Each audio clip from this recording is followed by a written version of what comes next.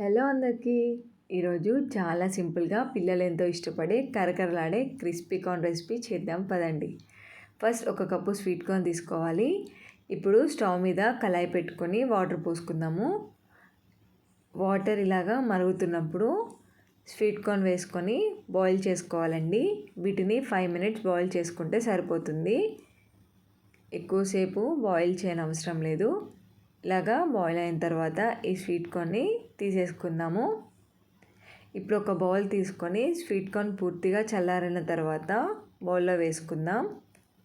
ఇప్పుడు 2 spoons corn flour, రుచికి తగినంత ఉప్పు, 1/2 teaspoon కారం, చిటికెడు పసుపు వేసుకోవాలండి. అలాగే 1 teaspoon జీలకర్ర పొడి, 1 teaspoon ధనియాల పొడి, 1 teaspoon గరం మసాలా, 1 teaspoon మిరియాల పొడి వేసి ఈ మసాలా మొత్తం స్వీట్ కార్న్కి పట్టేలాగా కలుపుకోవాలి.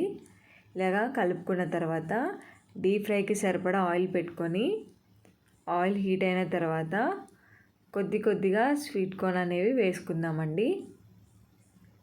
ఇలాగా వేసుకుందాము.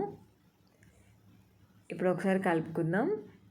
చూసారు కదా, మనకి స్వీట్ కార్న్ రెడీ అయిపోయాయి. చూడండి, ఇలాగా మిగిలిన స్వీట్ కార్న్ అంతా కూడా వేసి ఫ్రై చేసుకుందాం.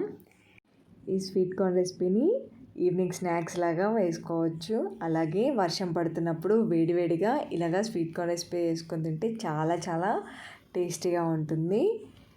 అంతే అండి, పిల్లలు పెద్దలు ఎంతో ఇష్టంగా తినే కరకరలాడే స్వీట్ కార్న్ రెసిపీ రెడీ అయిపోయింది. మీరు కూడా ట్రై చేసి ఎలా ఉందో కామెంట్ చేయండి. అలాగే నా ఛానల్ని సబ్స్క్రైబ్ చేసుకోండి. Thank you for watching.